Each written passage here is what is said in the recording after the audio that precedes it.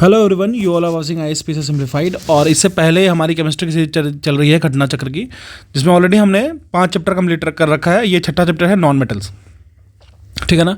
Non metallic compounds जितने भी होते हैं, नॉन मेटल्स जितने भी होते हैं, उसको हम लोग एक एक अलग अलग चैप्टर में करके डिमेंसिफाई करेंगे, सिंप्लीफाई करेंगे, ठीक है ना। स्टार्ट करते हैं carbon and its various forms को, ठीक है ना। चलिए, ऑलरेडी हम रिवर्स इंजीनियरिंग चलते हैं। आपने अगर मेरी चैनल को नहीं देखा है ऑलरेडी, तो आप जाके ऑलरेडी मैंने फिजिक्स की बहुत सारी एक प्लेलिस्ट डाल रखी है 12-14 चैप्टर की, घटना चक्र की ही, आप देखो। और उसके बाद केमिस्ट्री के मैंने 5 से 6 चैप्टर डाल रखी है। अगर आप बीपीएससी के कैंडिडेट हो तो आप बिहार पब्लिक सर्विस कमीशन की मैंने ऑलरेडी बिहार स्पेशल की डाल रखी है, वो भी देख सकते हो आप जाकर के मेरे प्लेलिस्ट में, ठीक है ना। चलिए स्टार्ट करते हैं। क्वेश्चन नंबर 1 से कहता है which one of the following element forms the maximum number of compound. तो कार्बन की एक प्रॉपर्टी होती है जो काफ़ी ज़्यादा वो फ्रेंडली होता है नेचर में, ठीक है ना। तो नेचर में काफ़ी ज़्यादा फ्रेंडली होता है, तो कार्बन जो है होता है वो maximum number of compound form करता है अपने इस फॉर्म में, ठीक है ना। एलोट्रॉप्स बहुत सारे होते हैं, ठीक है। अब क्वेश्चन नंबर 2 पे चलते हैं। कहता है which of the following do not consist carbon. इनमें से कौन ऐसा ऑप्शन है जिसमें कार्बन नहीं होते हैं। ये क्वेश्चन 42nd बीपीएससी प्रीलिम्स 1997 में पूछा गया है। तो देखिए, डायमंड एक एलोट्रॉप है कार्बन का, कोल एक नेचुरल ऑर्गेनिक कार्बन है, ठीक है ना। ग्रेफाइट भी एक आपको कार्बन की एलोट्रॉप है। अच्छा, एक क्वेश्चन मैं आपसे पूछूंगा, ग्रेफाइट जो है वो किस रॉक से बनती है, वो आपको बताना है, ठीक है ना। ये आपका है, आप कमेंट बॉक्स में कमेंट करो, ठीक है। चलिए अब कुछ जान लेते हैं। डायमंड जो है वो एक एलोट्रॉप है कार्बन का, ठीक है ना, जिसमें केमिकल प्रॉपर्टीज उसकी मैच करेगी कुछ ना कुछ बेनेथ में। साथ में उसकी रिलेटिव डेंसिटी 3.5 होती है। ग्रेफाइट भी एक स्लेटी ब्लैक कलर्ड का smooth and brightly organic matter है, जिसकी भी रिलेटिव डेंसिटी 2.25 है, ठीक है ना। ये दोनों एलोट्रॉप है कार्बन का। और कोल की अगर हम बात करें तो वो सॉलिड कार्बन है जो कि ऑर्गेनिक मैटर कंटेन करता है, जिसको हम लोग यूज़ करते हैं एज ए फ्यूल, ठीक है ना, जिसको हम लोग फ्यूल की तरह यूज़ करते हैं, ठीक है ना। तो ऑब्वियसली यहाँ पे नन ऑफ दीज हमारा आंसर हो जाएगा। सारे के सारे यहाँ पे कार्बन कंसिस्ट करते हैं, तो ऑप्शन डी हमारा करेक्ट आंसर हो जाएगा, ठीक है ना। चलिए क्वेश्चन नंबर 3 पे चलते हैं। कह रहा है कि ये सारे जो सब्सटेंस है ना, Kevlar, Florence, graphene and black gold, ये कैसे कैसे हमारे लैब में सिंथेसाइज हुए हैं, किस किस तरीके से मिले हैं, और उनके डेट वाइज उसको सजाना है, ठीक है ना। तो देखिए हम लोग सीक्वेंस देखते हैं। देखिए, सबसे पहले खोज हुआ है आपको केवलर का, ठीक है ना। उसके बाद फ्लोरेंस का, फिर graphene and then black gold. देखिए ये क्वेश्चन 2019 में पूछा गया ना, उस वक्त ब्लैक गोल्ड का खोज हुआ था, ठीक है। तो ये क्वेश्चन अगर देखा जाना है तो current affair portion science and tech में आएगा, ठीक है। लेकिन हम लोग अभी भी जान लेते हैं, जानने में क्या बुराई है ना। तो देखिए, केवलर क्या है, एक हीट रेसिस्टेंस और एक सिंथेटिक फाइबर है। याद रखिएगा, केवलर एक सिंथेटिक फाइबर है जिसको डेवलप किया गया है स्टेफन क्वालविक एंड डुअपॉइंट लैब में, जो कि यूएसए में है। कब किया गया? 1965 में, ठीक है ना। फ्लोरेंस बात करते हैं, ये सिंपल सा एलोट्रॉप्स है कार्बन का, ठीक है ना। इसकी डिस्कवरी हुई है 1985 में। किसके द्वारा? तो ब्रिटिश साइंटिस्ट थे हैरोल्ड कैरोटो एंड अमेरिकन साइंटिस्ट थे रिचर्ड ई स्मेली, ठीक है ना। और उनके साथ अमेरिकन साइंटिस्ट में और एडिशनल हैं James R, Heath and Robert F Curl junior, ठीक है ना। अब हम लोग बात करेंगे ग्राफीन की। ग्राफीन भी एक एलोट्रॉप है कार्बन का, जो तो आप लोगों को पता होना चाहिए, ठीक है ना। इसको पहली बार आइसोलेट किया गया। आइसोलेशन का मतलब ये होता है कि इसको सबसे अलग फॉर्म में देखा गया। इसको सिंथेसाइज किया गया 2004 में। किन के द्वारा? तो एंड्रे गेम के द्वारा एंड कॉन्स्टेइन के द्वारा, ठीक है ना। उसके बाद किस यूनिवर्सिटी में किया गया? तो यूनिवर्सिटी ऑफ मैनचेस्टर में इसका खोज किया गया, ठीक है ना। अब देखिए 2019 की बात करते हैं। हमारा इंडिया भी पीछे नहीं रहने वाला है, ठीक है ना। ये एक मुंबई बेस्ड इंस्टीट्यूट है, Tata institute of fundamental research, TIFR कहते हैं इसको। अगर आपको पता है तो वेल एंड गुड, नहीं तो उसको जान लीजिए। काफ़ी प्रोमिनेंट, काफ़ी साइंस एंड टेक के फील्ड में काफ़ी अच्छा काम करती है, ठीक है ना। इन्होंने यूज़ किया गोल्ड नैनो पार्टिकल्स का। नैनो पार्टिकल्स कहने का मतलब वैसे पार्टिकल्स जिसकी जो डायमेंशन होगी ना वो नैनो मीटर के रेंज में होगी, दैट इज 10⁻⁹ मीटर के रेंज में होगी, ठीक है ना। याद रखिएगा। अच्छा, मैं आपको एक कीवर्ड देता हूँ नैनो पार्टिकल के टर्म में, ठीक है ना। कोई भी चीज़ नैनो पार्टिकल होगा तो उसकी सरफेस एरिया बढ़ जाती है, याद रखिएगा। अगर कोई एक चीज़ बड़ी है उसको हम लोग नैनो में कन्वर्ट करेंगे तो उसकी जो कॉन्टैक्ट एरिया होगी ना वो बढ़ जाएगी, ठीक है। चलिए हम आगे चलते हैं।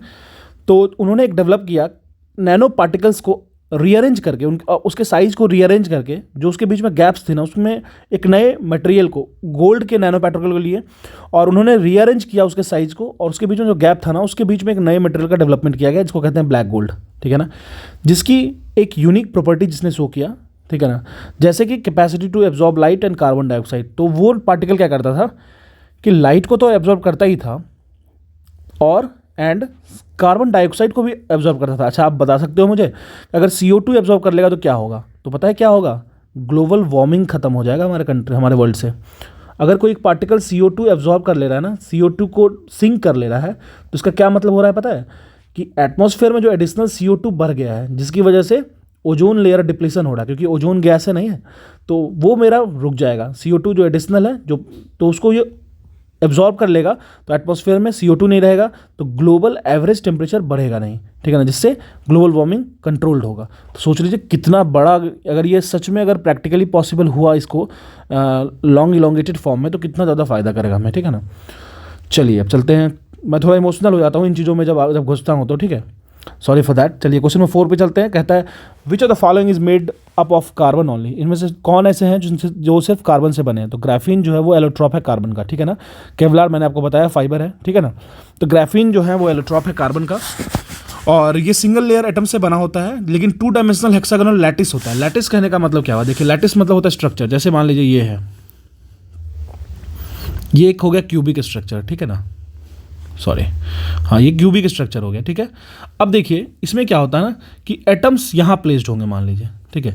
ये एक एटम्स को मैंने जूम किया है, ठीक है। अगर वो एटम की लैटिस स्ट्रक्चर क्यूबिकल होगी तो, ठीक है ना, तो ऐसे होगा, ये और ये दोनों टच्ड है, और इसके बगल में फिर एक और लैटिस इस तरीके से तैयार होगा। इस तरीके से क्रिस्टल फॉर्म में क्रिस्टलाइजेशन होता है, ठीक है ना। तो ये बेसिक है, इसको ज़्यादा समझना भी नहीं है, आप लोगों को बेसिक साइंस पढ़ रहे हैं, ठीक है ना।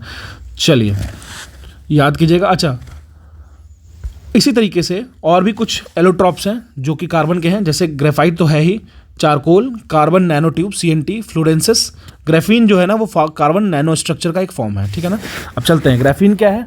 Graphene it's a basic simple nano structure of carbon. याद रखिए ग्राफीन जो है वो नैनो स्ट्रक्चर है कार्बन का। ये क्वेश्चन UPPCS प्रीलिम्स 2018 में पूछा गया है, ठीक है ना।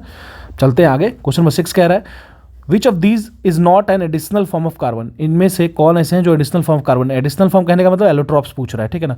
कीवर्ड्स को पकड़ना है, अगर आपको एग्जाम देना है ना GS की और जनरल साइंस आपको वो करना है। जैसे मैं आपको एग्जांपल देता हूँ, ठीक है ना।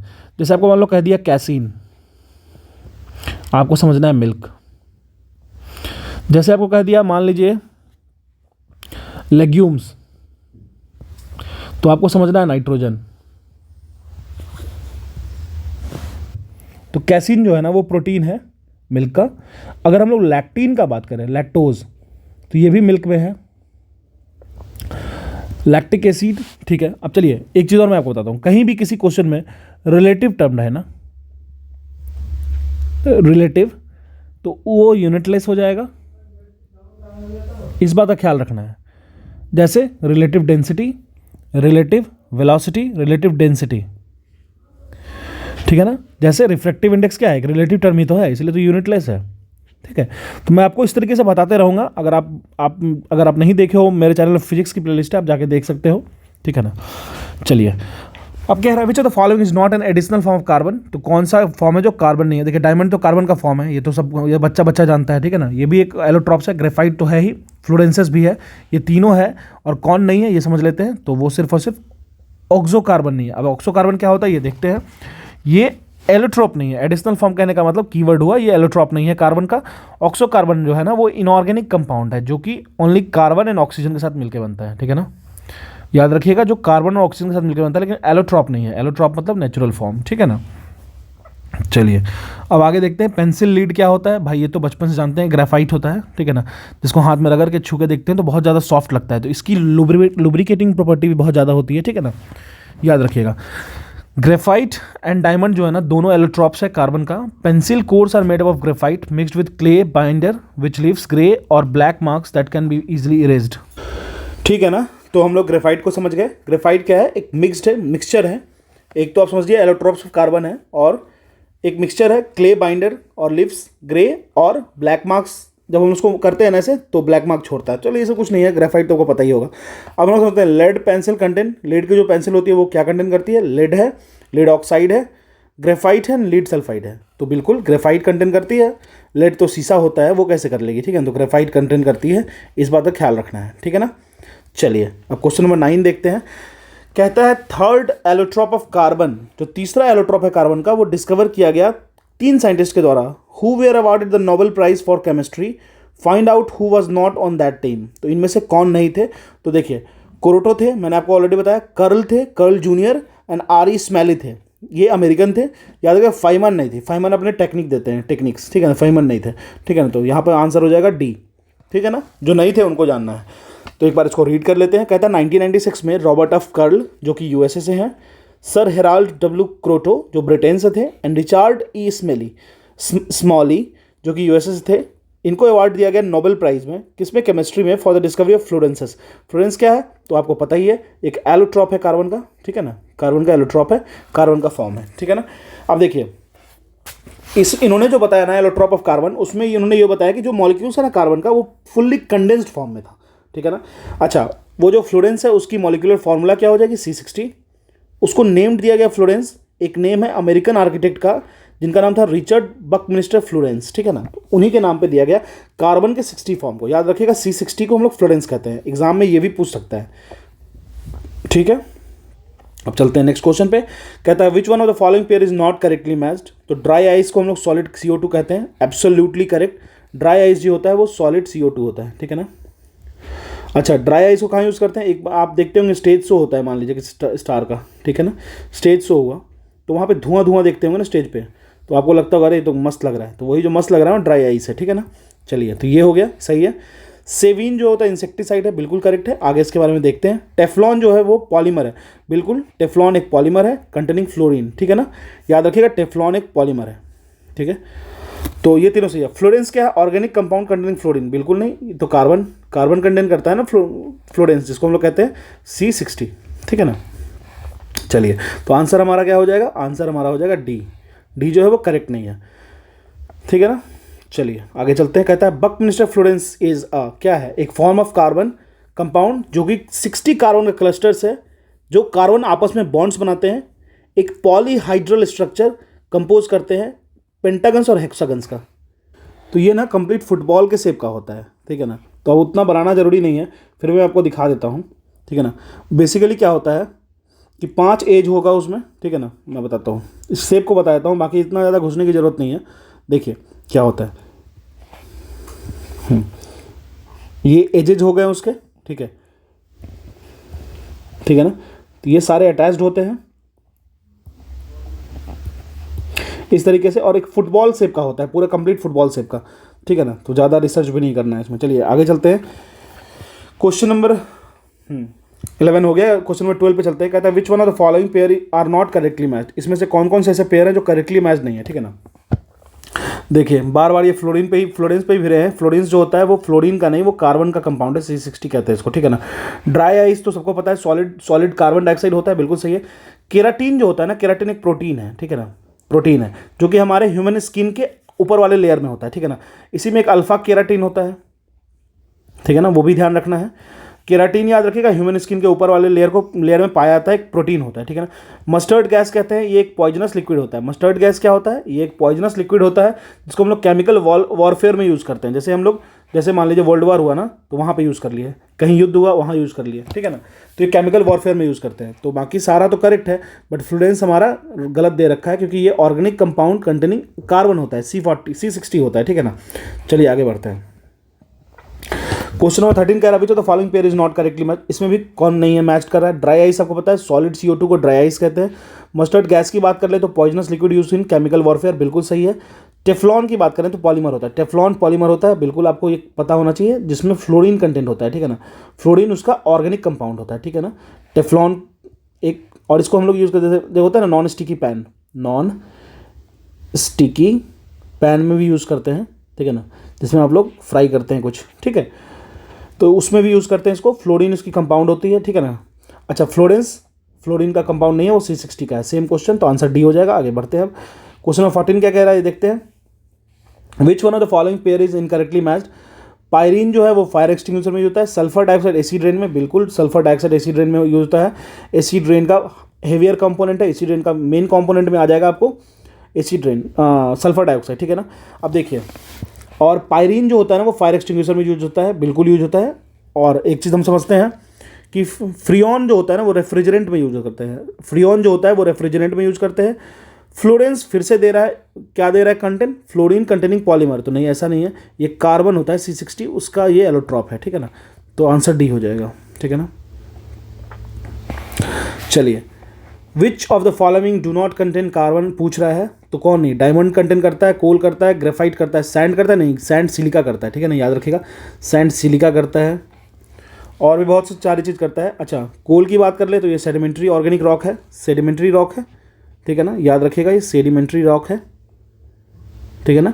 अच्छा एक चीज़ हम समझते हैं, इसमें कितने कोल होता है, 40 से लेकर 90% तक होता है, डिपेंड करता है कोल के टाइप पे, पीट, लिग्नाइट, बिटुमिनस, एंथ्रासाइट, ठीक है ना। अब हमको ये बताइएगा कमेंट बॉक्स में कि हमारे इंडिया में कौन सी कोल पाई जाती है, पीट, बिटुमिनस, एंथ्रासाइट या क्या। अच्छा एक चीज़ और आपको बताना है कि कौन सी कोल की क्वालिटी सबसे अच्छी होती है, और इंडिया में जो कोल मिलती है उसमें कितना परसेंटेज कार्बन होता है। प्लीज़ आप पार्टिसिपेट करिए, कमेंट कीजिए, जिससे मुझे ये पता चले कि आपको कुछ इन्फॉर्मेशन नहीं है तो आप जाकर सर्च करके देख लीजिएगा, ये क्वेश्चन बार बार पूछता है कोल को लेके, ठीक है ना। चलिए आगे चलते हैं। कह रहा which of these consist carbon, इनमें से कौन जिसमें कार्बन कंसिस्ट होता है, ठीक है। सिल्वर में नहीं होता, टीन नहीं, आयरन में भी नहीं, तो लिग्नाइट में होता है बिल्कुल, पीट, बिटुमिनस, एंथ्रासाइट, इस तरीके से आप देख ले सकते हैं। देखिए कोल का टाइप ही होता है, कोल का टाइप क्या क्या होता है, देखिए लिग्नाइट, बिटुमिनस, एंथ्रासाइट। अब देख ही लीजिए, अब तो आ ही गया एग्जाम क्वेश्चन में, 4 तरीके का कोल होता है, ठीक है ना। तो देखिए लिग्नाइट में 22 से लेके 35% तक कार्बन होता है, बिटुमिनस में 35 से 45%, सब बिटुमिनस में 35 से 45%, बिटुमिनस में 45 से 85%, एंथ्रासाइट में होता है ना 85% से ज़्यादा कोल होता है, मतलब कार्बन कंटेंट होता है, ठीक है ना, याद रखिएगा कार्बन कंटेंट होता है। इंडिया में बिटुमिनस मिलता है, एक बार आप क्रॉस चेक कर लेना। अच्छा अगर आपको ऐसे स्निपेट्स चाहिए ना तो मेरे टेलीग्राम चैनल पर जुड़ जाइए, टेलीग्राम चैनल का नाम है ISPCS सिंप्लीफाइड, ठीक है ना, आप जुड़ जाइए, सेम नेम से है, PDF मिल जाएंगे, और मेरे सेल्फ हैंडमेड नोट्स जो होगा वो मैं डाल दूंगा उसमें, ठीक है ना। चलिए आगे बढ़ते हैं। कह रहा which one of the following type of coal contains higher percentage of carbon than the rest type of, तो बिल्कुल एंथ्रासाइट है, ठीक है ना, याद रखिएगा एंथ्रासाइट, फिर बिटुमिनस, फिर सब बिटुमिनस, फिर पीट, ठीक है ना, याद रखिए, फिर लिग्नाइट, सॉरी, ठीक है ना। एंथ्रासाइट में 80 से 90% होता है, 85% मान के चलिए, एंथ्रासाइट में लगभग 85% का कार्बन होता है, और ये बेस्ट क्वालिटी का वो है, ठीक है ना। देखिए कोल में क्या होता है ना, जितना मॉइस्चर बढ़ेगा ना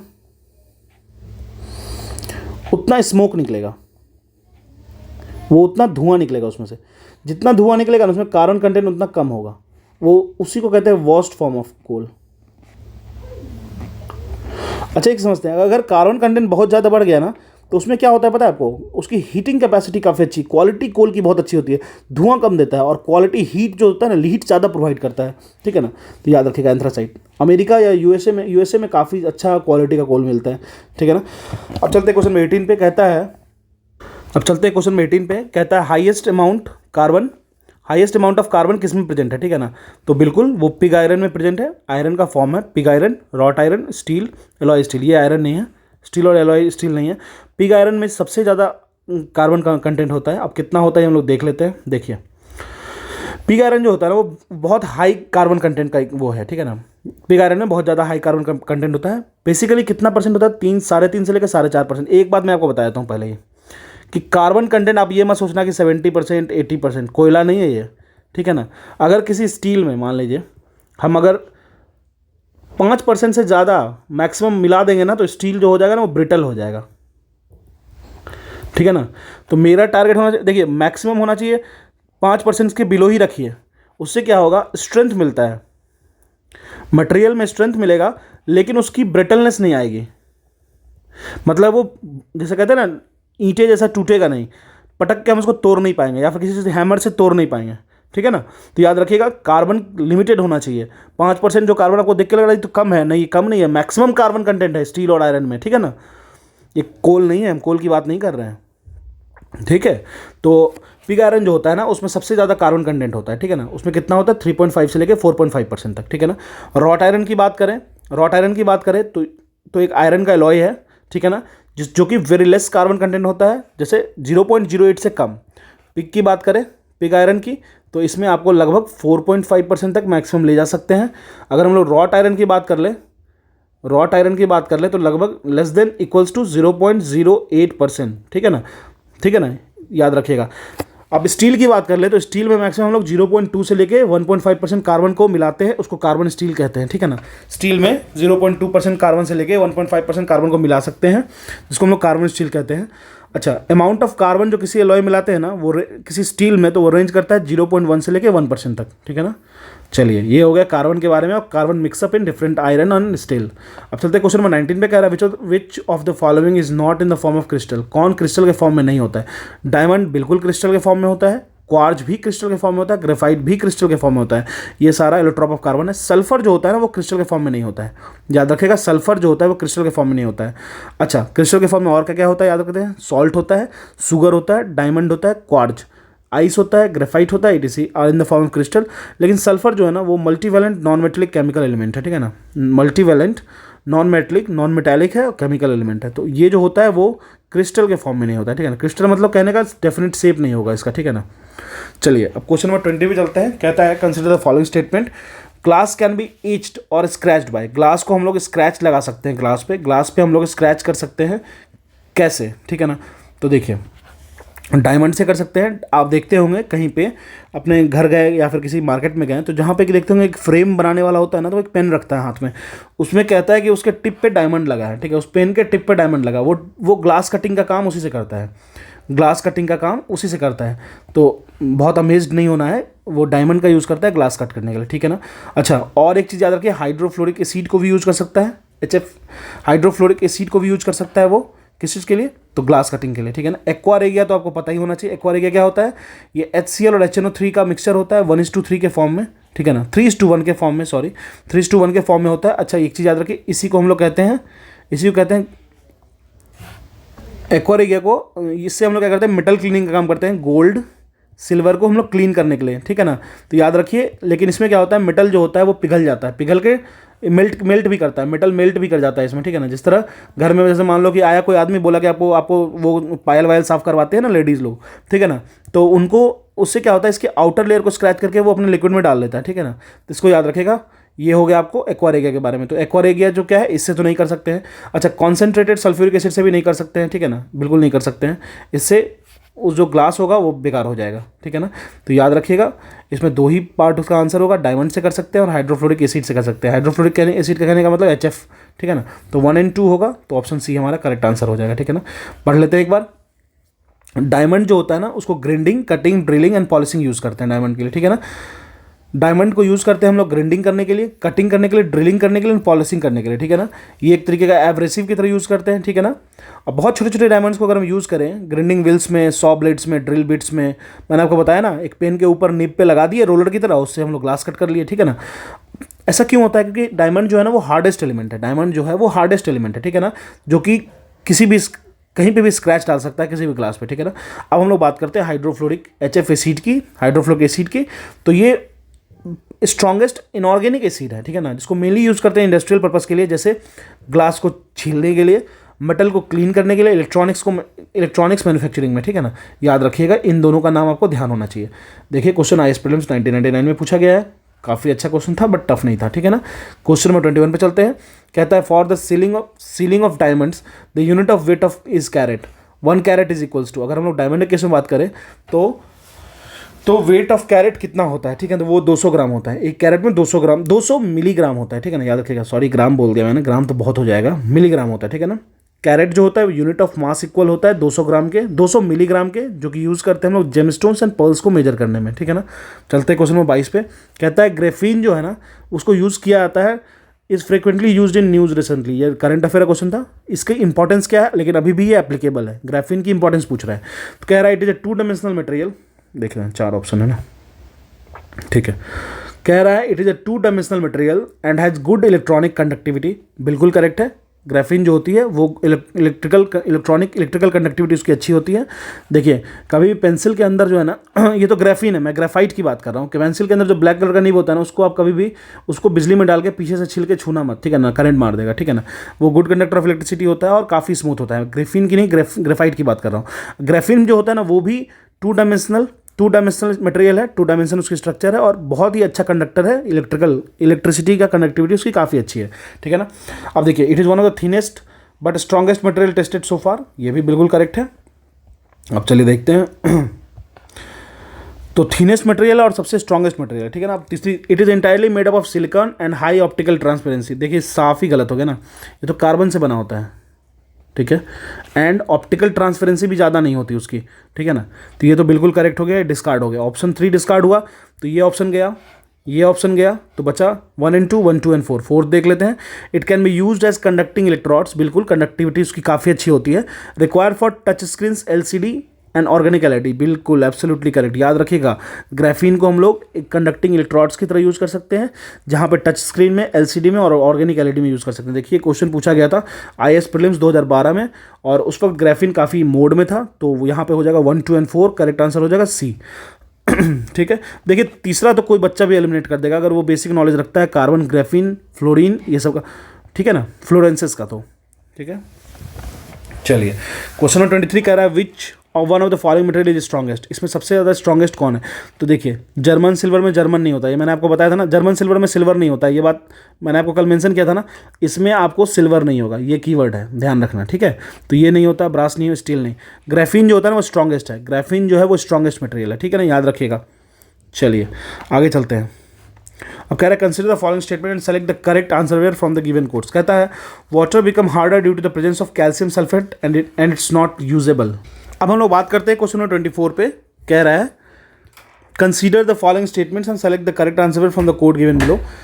water becomes harder due to the presence of calcium sulphate and it's not usable, बिल्कुल एब्सोल्युटली करेक्ट है। वाटर जो होता है वो हार्डर हो जाता है, जैसे आप मान लीजिए कहीं रह रहे हैं बाहर शहर में, ठीक है ना, जैसे दिल्ली में रह रहे हैं, तो वहाँ पे पानी ना थोड़ा अजीब सा टेस्ट करेगा, क्वालिटी उसकी हार्ड हो जाएगी, मतलब तो उसमें क्या होता है ना, कैल्शियम सल्फेट होता है, ठीक है ना, उसमें कैल्शियम सल्फेट का कॉम्पोनेंट बढ़ जाता है और वो यूजेबल नहीं होता है, वो ड्रिंकेबल भी नहीं होता है, इवन यूजेबल भी नहीं होता है, ठीक है ना। तो इसका ख्याल रखना है, तो ये एब्सोल्युटली करेक्ट है, पहला ऑप्शन।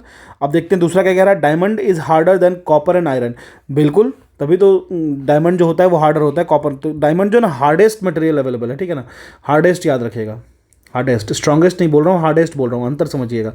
तो डायमंड जो है वो हार्डेस्ट मटेरियल अवेलेबल है, तो हम लोग देखते हैं, तो ये भी करेक्ट है। सी कह रहा है oxygen is the main component of air, ये किसने कह दिया आपको, ये तो बिल्कुल गलत है। नाइट्रोजन कितने परसेंट होती है वो देख लीजिएगा आप, ठीक है ना, ठीक है ना। तो ऑक्सीजन जो होता है वो मेन कंपोनेंट नहीं होता है एयर का मेन कंपोनेंट नाइट्रोजन होता है, जो कि नियरली 78% होता है, ऑक्सीजन 21% के आसपास होता है, ठीक है ना। तो इस बात का ख्याल रखना, ऑक्सीजन लगभग 21% के आसपास होता है, तो ये तो करेक्ट नहीं है, तो 3 तो कट गया हमारा। अब देखते हैं, और nitrogen is used in manufacture of vegetable ghee, तो मोस्टली हम लोग हाइड्रोजनेशन प्रोसेस करते हैं, हाइड्रोजन का यूज़ करते हैं, नाइट्रोजन नहीं यूज़ करते, तो ऑप्शन हमारा 3 और 4 कट गया, तो 1 और 2 ही हमारा करेक्ट है, ठीक है ना, 1 और 2 करेक्ट है। देखते हैं कौन सा ऑप्शन है, तो देखिए यहाँ 1 और 2 ए ऑप्शन हो जाएगा, ठीक है। क्वेश्चन नंबर 25 पे देखते हैं, कहता है which lubricant is use for heavy machines, heavy machines के लिए कौन सा लुब्रिकेंट यूज करते हैं, तो ग्रेफाइट। मैंने आपको बताया ना, ग्रेफाइट जो ना काफ़ी स्मूथ होता है, काफ़ी स्मूथ, जैसे आप पेंसिल के टुकड़े को तोड़ना कभी, ठीक है, तोड़ के उसको हाथ में लेके डालना और उसको पूरे हाथ से, फिंगर से उसको जोर से प्रेस करना, ठीक है ना, उसको तोड़ के और अच्छे से रगड़ना, देखना आपको हाथ में ना बाद में बहुत शाइनी और स्मूथ लगेगा, तो उसमें लुब्रिकेसी बहुत ज़्यादा होती है, ठीक है ना। तो हेवी मशीन्स के केस में हम लोग ग्रेफाइट यूज़ करते हैं फॉर द लुब्रिकेंट के लिए। जैसे मान लीजिए साइकिल में हम लोग क्या यूज़ करते हैं, मोबिल यूज़ कर लिए, या फिर छोटे छोटे जो आयरन बॉल्स होते हैं वो यूज़ कर लेते हैं, स्टील बॉल्स होते हैं वो यूज़ कर लेते हैं। तो ग्रेफाइट क्या होता है, लुब्रिकेंट होता है, thin black, anti seize and anti friction carbonic compound. Anti seize and anti friction याद रखिएगा, ज़्यादा फ्रिक्शन होता है 2 जॉइंट पे तो वो टूटने का डर होता है, इसीलिए हम लोग वहाँ पे लुब्रिकेंट्स का यूज करते हैं, ठीक है ना। अच्छा, ये एक एलोट्रॉप है कार्बन का। ग्रेफाइट जो होता है वो ग्रीस का काम करता है, ठीक है ना, कहाँ पे, लुब्रिकेंट इंडस्ट्री में एंड ऑटोमोटिव मशीनरीज में, ठीक है ना, तो याद रखिएगा।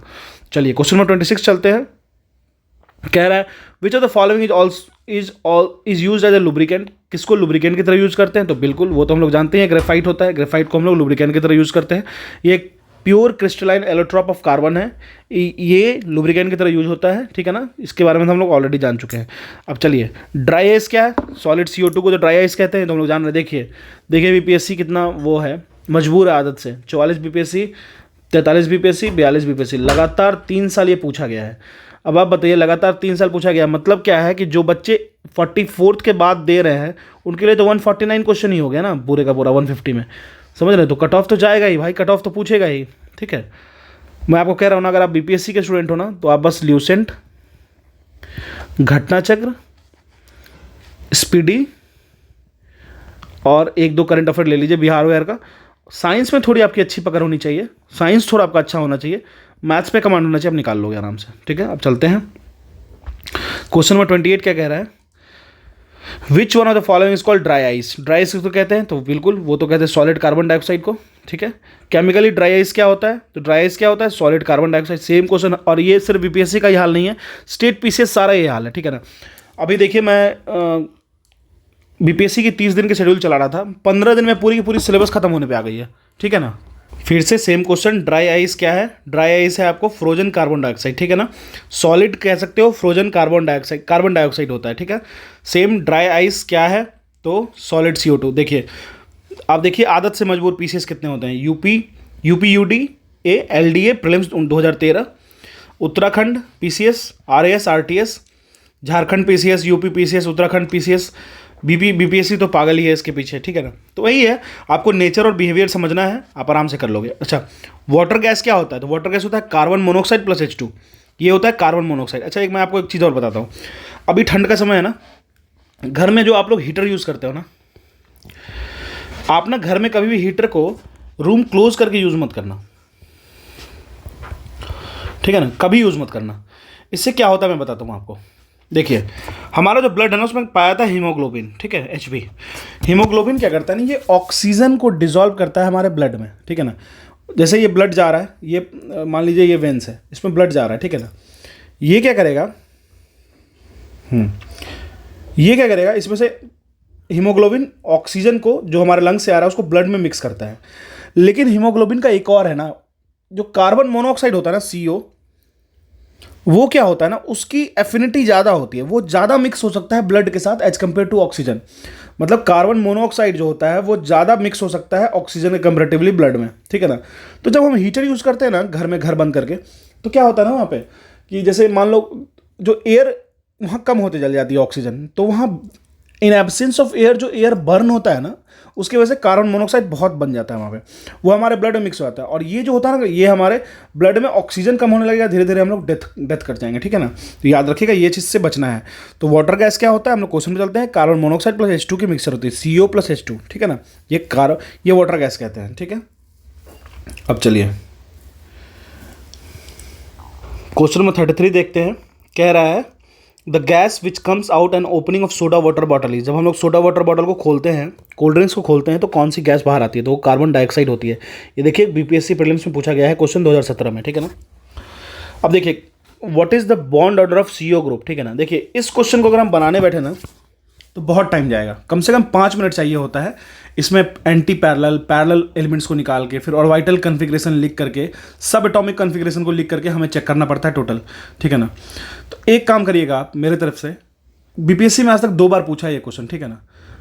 आप 2 से 3 मिनट की वीडियो किसी यूट्यूब पे देख लीजिए, आपको कम से कम 4 मिनट 5 मिनट तो लगेगा इसको निकालने में, 3 मिनट मान लीजिए मिनिमम लगेगा निकालने में, ठीक है ना। तो आप एक काम कीजिएगा, कुछ ट्रिक्स दे रखे होंगे यूट्यूब पे, आप जाके चेक कर लीजिएगा, उससे कर लीजिएगा, ठीक है ना। अभी ध्यान रखिए कार्बन मोनोऑक्साइड की जो बॉन्ड ऑर्डर होती है वो होती है 3। बेंजीन की बॉन्ड ऑर्डर पूछा है, एक बार आप क्रॉस चेक कर लेना, देख लेना, कुछ कुछ के बॉन्ड ऑर्डर्स की ट्रिक दे रखी है, वो निकाल के लिख लेना। मैं जब भी जाता हूँ एग्जाम देने तो ट्रिक्स देख लेता हूँ और मेरा काम हो जाता है, ठीक है ना। कन्वेंशनल अप्रोच इसमें हम लोग नहीं ले सकते हैं क्योंकि ये क्वेश्चन बहुत टाइम टेकिंग हो जाएगा, ठीक है। चलते हैं नेक्स्ट क्वेश्चन पे। तो ये हमारा चैप्टर यहीं पे कंप्लीट हो गया। अगले चैप्टर में हम लोग स्टार्ट करेंगे हाइड्रोजन एंड इट्स कंपाउंड। देखिए मेरे पास जितना भी इन्फॉर्मेशन है ना, मेरे बैकग्राउंड साइंस है और मेरे पास जितना भी इन्फॉर्मेशन था अभी से लेके प्राइमरी लेवल से, तो मैंने उसको इसमें डाल देता हूँ, मैं मतलब साइंस के टॉपिक में डाल देता हूँ। अगर आपको मेरा कंटेंट थोड़ा भी अच्छा लग रहा है ना, तो आप मेरे चैनल को सब्सक्राइब कर लो, ठीक है। थोड़ा सा सब्सक्राइब करोगे यार, मुझे भी लगेगा कि हाँ चलो कुछ मेहनत करके डाल रहा हूँ। जैसे देखो अभी मैं जॉब करके आता हूँ सुबह से शाम, फिर शाम में आने के बाद मैं आप लोगों के लिए ये सब डाल देता हूँ। तो अगर मैं इसे बिना किए भी जाऊँ ना तो मेरा क्वेश्चन तो बन जाएगा, ठीक है ना। लेकिन कुछ बंदे ऐसे जुड़े हैं जो मुझे बार बार वो कहते हैं कि sir I am just waiting for your lectures only. तो उनके लिए लगता है मुझे, हाँ अंदर से अच्छा फील होता है कि हाँ ठीक है करना चाहिए यार। तो ऐसे आप लोग अगर आपको लगता है सच में तो आप कमेंट करो, सब्सक्राइब भी करो और शेयर करो उन लोगों के साथ। बीपीएससी अगर या फिर किसी स्टेट पीसीएस दे रहे हो तो बहुत सारे ऐसे बच्चे जिनकी साइंस काफ़ी वीक होती है, तो उनके पास शेयर करो, उनको अच्छा लगेगा तो फिर और थोड़ा वो समझेंगे, ठीक है ना। This is all about simplifying the chemistry topic. आगे और इसी तरीके से चलते रहेगा, ठीक है ना। Thank you.